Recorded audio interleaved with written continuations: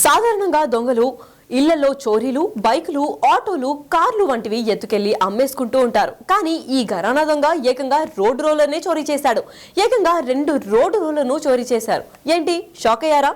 ఆ ఘరానా దొంగ road rollers ను చోరీ చేసి ఏం చేసుంటాడని అనుకునే లోపు మరో ట్విస్ట్ ఇచ్చాడు. ఓ స్క్రాప్ షాప్ లో రోడ్ రోలర్స్ అమ్మేశాడు. ఏంటి, రోడ్ రోలర్స్ ను స్క్రాప్ షాప్ లో అమ్మేయడం ఏంటి అని అనుకుంటున్నారా? అవును, మీరు వినింది నిజమే. తన వద్ద 10కి పైగా రోడ్ రోలర్స్ ఉన్నాయని స్క్రాప్ షాప్ యజమానిని నమ్మించి వచ్చిన కాడికి డబ్బులు తీసుకొని చెక్కేశాడు ఈ ఘరానా దొంగ. ఇంతకీ ఆ దొంగతనం ఎలా బయటకు వచ్చిందో తెలిస్తే మరింత షాక్ అవుతారు.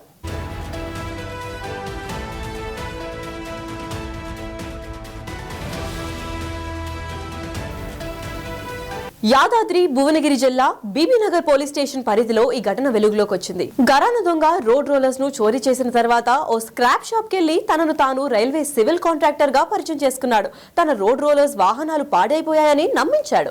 ఎంతో కొంత ధరకు మాట్లాడుకుని 2 రోడ్ రోలర్స్ ను అమ్మేశాడు. తీరా డబ్బులు తీసుకుని దొంగ చెక్కేశాక స్క్రాప్ షాప్ యజమానికి అసలు ఓనర్ నుంచి ఫోన్ వచ్చింది. మీరు కొన్న రోడ్ రోలర్స్ తనవేనని చెప్పడంతో కంగు తినడం షాప్ యజమాని వంతైంది.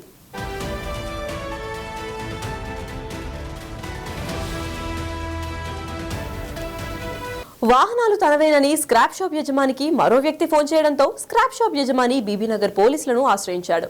అయితే రోడ్ రోలర్ యజమాని తనే అని చెప్పుకున్న వ్యక్తి తన నుంచి రోడ్ రోలర్ ను పోలీసులకి అప్పగించారని స్క్రాప్ షాప్ యజమాని తెలిపాడు. ఎలాంటి విచారణ కానీ కేసు కానీ నమోదు చేయకుండానే రోడ్ రోలర్స్ ను ఆ వ్యక్తికి అప్పగించారని చెప్తున్నాడు. తాను దొంగకు డబ్బులిచ్చి మోసపోయానని కూడా చెప్పుకొచ్చాడు. తనకు న్యాయం చేయాలని బిగ్ టీవీ ద్వారా పోలీసులను వేడుకుంటున్నారు స్క్రాప్ షాప్ యజమాని.